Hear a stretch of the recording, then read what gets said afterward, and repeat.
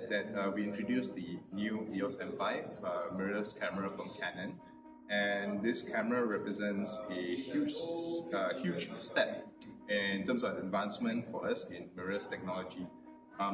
Its biggest strength would be the dual pixel CMOS autofocusing capability that's built into the new sensor, and of course it debuts with a host of other new technologies in a mirrorless camera from Canon, such as Digix 7. We have a new combination IS, and besides all that, it's fun, it's easy to use, and it's compact. So basically, combination IS that's found on the EOS M5 is such that it combines two axes on the lens IS, okay, as you can see over here. Each of our EOS EFM lenses has two axes, which is vertical and horizontal, okay? But it combines with 5 axes that's found on our sensor on the body. So the body and the lens, the combination of IS on the body and the lens allows the camera to record much smoother movies. In terms of movie recording, even when handheld, you'll find that the camera is more stable without the need of a tripod. And what it does, it gives you bigger freedom of expression. You don't have to worry about stabilizing things, especially when you're in the midst of the action, that sort of thing. Dual pixel CMOS autofocus isn't something new to Canon, but it's for the first time it's available in the mirrorless camera body. And what dual pixel CMOS AF does is actually it functions like a pair of eyes. As you know, most if not all animals on this world have two pairs of eyes for stereoscopic vision.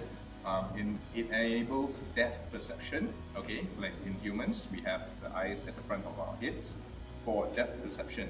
Dual pixel CMOS AF is essentially that. It gives the camera perception of depth, therefore giving it an understanding of how far the subject is.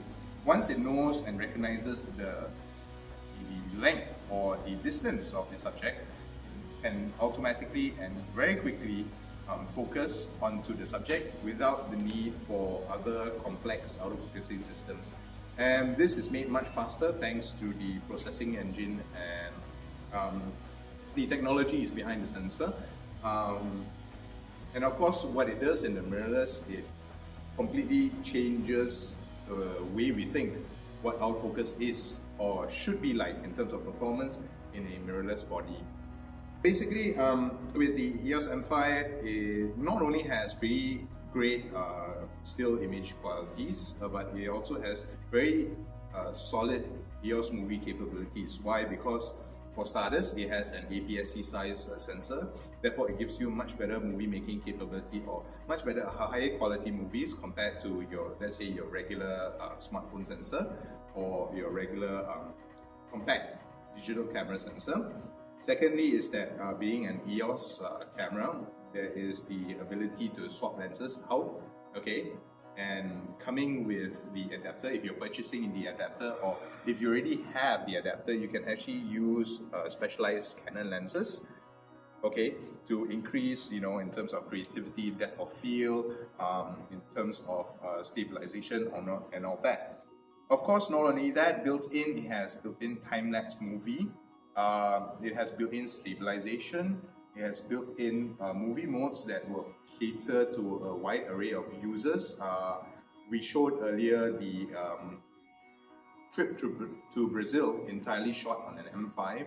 You can, it's extremely gratifying that you can actually shoot something like a feature-length movie just using a compact mirrorless camera such as this. So, giving you a walkthrough through the M5 menus and its systems, it basically works the layout is basically the same as other EOS M cameras or other EOS cameras at that. What do we have here? Right now we're in manual mode, so the mode dial is up here. Okay, I can easily swap it to change all the mode dials. As you can actually see that I'm coming into creative assist mode. This mode is very useful for people who are first timers to cameras and DSLRs. All you need to do is press Q, which is the quick menu, and adjust, very simply adjust things like your background. Would you want your background to be blurred? So it automatically blurs the background for you. See that? It does that automatically. Once I remove my hand, the focus jumps back to the background. See? It does that very quickly, very swiftly. Okay, if I need to increase my brightness, okay, all I need to do is to drag left or right. So all these features are actually very simple to use, okay? And of course, I can just use Touch AF if I want to focus on the camera itself. However, if you're more advanced in, or you want to use some of the other modes, you can actually just change it to scene. What we do it, I left scene in portrait mode previously, okay? So what we can do is, I click on that button over there, okay, I can actually just move up and down to the rest of the scene modes that we have available. Also, if you're more advanced, you're more experienced, you might want to know what the other capabilities of the camera can offer you. Okay, what we have is the new function dial. Okay, basically, if you're using the camera via the viewfinder, let's see over here, this is the eye sensor, proximity eye sensor. Okay, what we can do is we can actually use one hand to control the entirety of the M5. Very simply, I can adjust my exposure compensation using this dial over here. Okay, I have the front dial over here, which works exactly the same as other Canon front dials. I have my rear dial over here, also exactly the same as the other Canon rear dials, which I can also customize. For instance, over here, this is my front dial, which is now in AV. We are in AV, therefore it controls the aperture. The rear dial controls the ISO.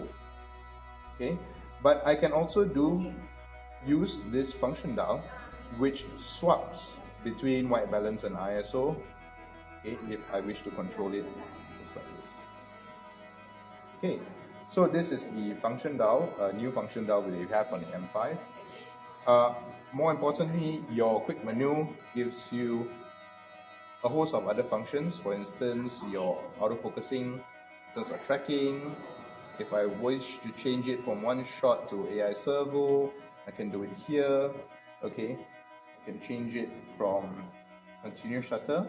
Now this setting that the setting that I'm in now is actually very perfect for things like pets, kids, children, yeah? If you wish to take pictures of toddlers, especially those who are running around very quickly, what we do is we can enable tracking mode. So when I enabled tracking mode earlier, what you can see now is that the camera actually detects a certain part of the image on which I actually pressed on the touchscreen. So I'm pressing it over here. So it's detecting this square as the part of the image that I want to track continuously. And no matter whether I'm moving the camera left or right, it's still detecting that square. Obviously, if I have it pointed at a face, for instance, it will try to track that face regardless of the condition or the situation or the angle of the face. So this is part of our Digix 7 tracking capability that's found on the new Digix 7 image processing engine. So it's very simple to actually track, detect, and capture snapshots of subjects that was found or deemed hard to capture previously. So basically, that's it about the camera in terms of the modes and dials. If you wish to see more in-depth reviews, I'm sure there are many reviews out on the internet or hands-ons and everything like that that's available with the M5. I hope that you will find this camera as easy to use as I do. And in fact, most Canon lovers or fans or people who have used other EOS systems previously will enjoy the relative ease of use that the M5 has to offer, especially when they have years of experience with EOS cameras.